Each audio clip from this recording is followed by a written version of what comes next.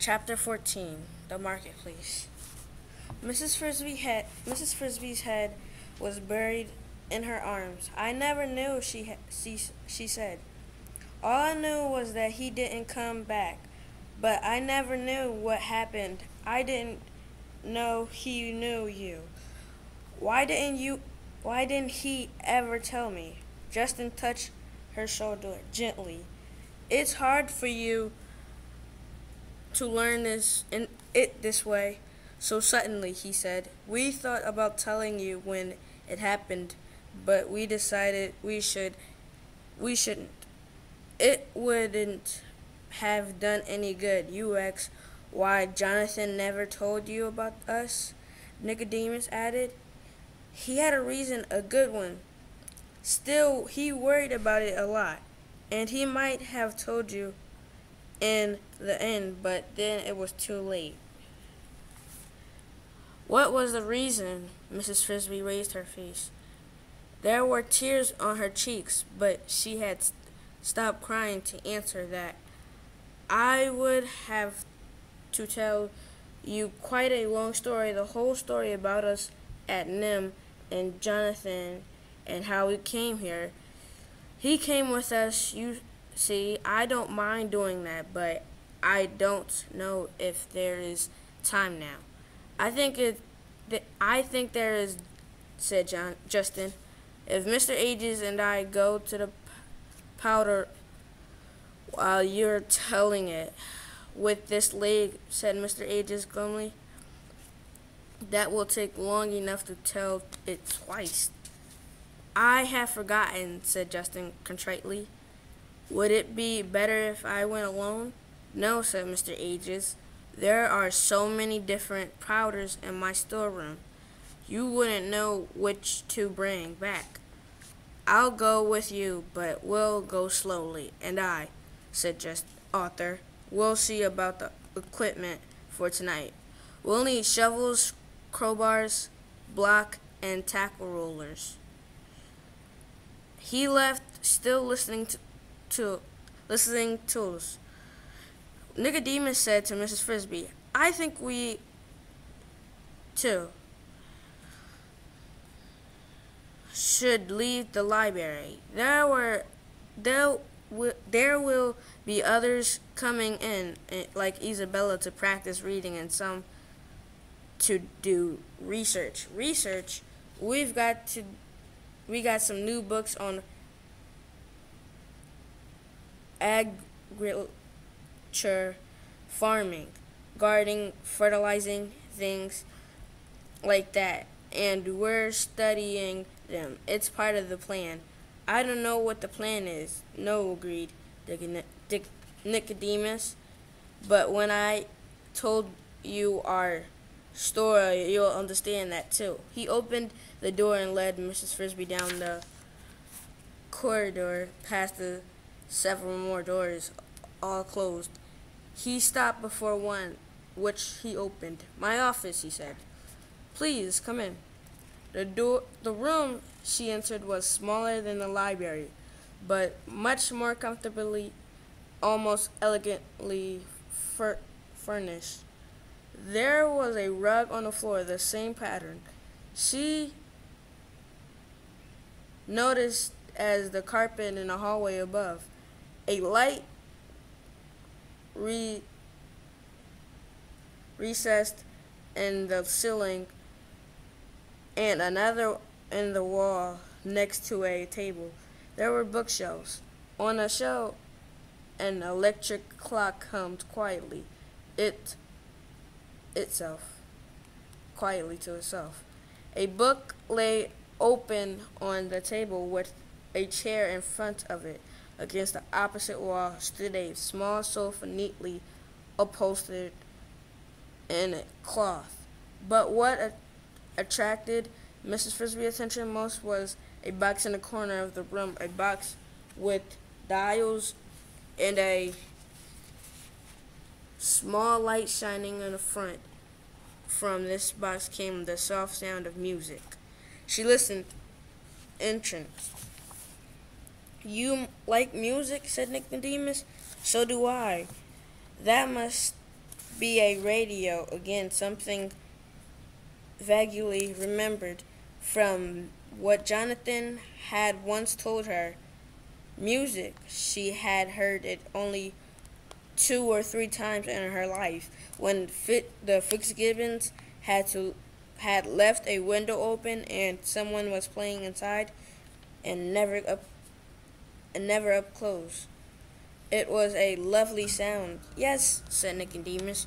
We didn't get it for music, of course, but to hear the news, still as long as it's here, why not use it?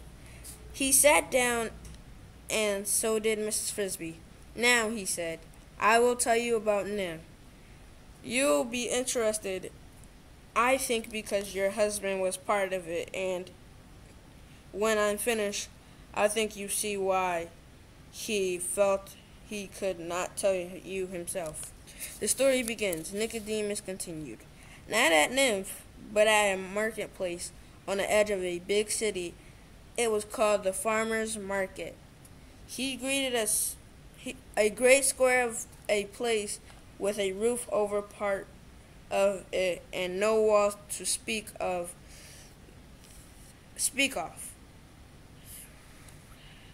There early every morning the farmers arrived from all over surrounding countryside with trucks full of tomatoes, corn, cabbages, potatoes, eggs, chicken, hams, food for the city.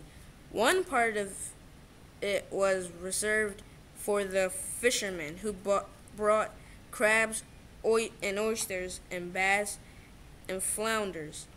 It was a fine place, noisy and full of smells.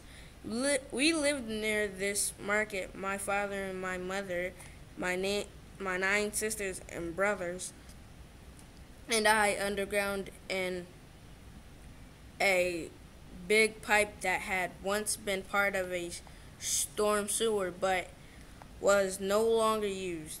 There was hundreds of other rats in the neighborhood. It was a rough life, but not so hard as you might think, because of the market. Every evening at 5 o'clock, the farmers and the fishermen would close up their stalls and pack their trucks and go home. At night, hours later, the cleanup men would arrive with brooms and hoses. But in between, the market was ours. The food the farmers left behind. Peas and beans that fell from the trucks, tomatoes and squashes, pieces of meat and fish trimmed as waste. They lay on the sidewalks and the gutters. They filled with great cans that were supposed to be covered by seldom were. There was always 10 times more than we could eat, and so there was never any need for fighting over it. Fighting, quite the contrary. The marketplace was a perfect place for playing, and so we did. The young rats, at least, as soon as we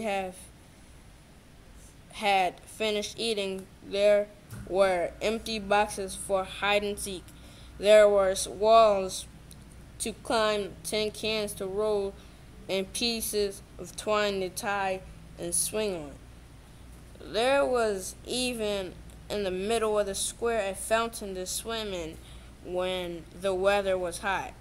Then at the first clang of the cleanup men in the distance, one of the older rats would sound a warning, and everyone would pick up as much food as he could carry home.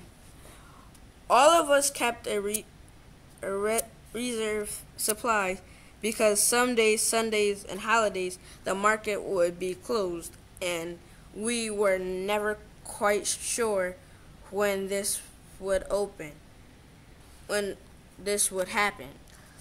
When I went to the market, it was usually with 2 companions, my older brother Gerald and my friend of ours named Jenner. These were my 2 closest friends. We liked the same games, the same jokes, the same topics of conversation, even the same kinds of food. I particularly admired Jenner, who was extremely quick and intelligent. One evening in early fall, Jenner and I set out for the marketplace. It must have been September, for the leaves were just turning yellow and some children were throwing a football in a vacant lot. Gerald had to stay home that night. He had caught a cold, and since the air was chilly, my mother thought he should not go out. So Jenner and I went without him. I remember we promised to bring him back some of his favorite food, beef liver, if we could find any. We took our usual route to the market, not along the streets but through the narrow walkways between the buildings, mostly commercial warehouses and garages, that bordered the square. As we walked, we were joined by more rats. At that time of day, there converged on the marketplace from all directions. When we reached the square, I noticed that there was a white truck of an odd square shape parked in the street, bordering it. Perhaps a block away, I noticed it. I did not pay any particular attention to it, for the trucks were common enough in that part of town. But if I had, I would have noticed that printed on the side of it were 4 small letters, M-I-M-H. I would not have known what they were. Of course, for all that time, neither I nor any of the other rats knew how to read. It was growing dark when we reached the market, but through the dusk we could see that there was an unusually large supply of food, a great mound of it, near the center of the square, away from the roofed over portion. I suppose that should have served as a warning, but it didn't. I remember Jenner saying, "They must have had a really busy day," and we ran joyfully toward the pile along with several dozen other rats. Just as we reached the food, it happened. All around us, suddenly there was shouting, bright, blinding searchlights flashed on, aimed at us and at the mound of food, so that when we tried to run away from it, we could not see where we were going. Between and behind the lights, there were shadows moving swiftly, and as they came toward us, I could see that they were men in white uniforms, carrying nets, round nets with long handles. "Look out!" cried Jenner. "They were trying to catch us." He darted in one direction, I'm in another, and I lost sight of him. We all ran straight toward the men with the white nets. There was no other way to run. They had us encircled. The nets fell down, scooped, and flailed again. I suppose some rats made it through, slipping between the men and past the lights. I felt a swish. A net just missed me. I turned and ran back toward the mound, thinking I might hide myself in it. But then came another swish, and that time I felt enveloping fibers fall over me. They entangled my legs, then my neck. I was lifted from the ground along with 3 other rats, and the net closed around us.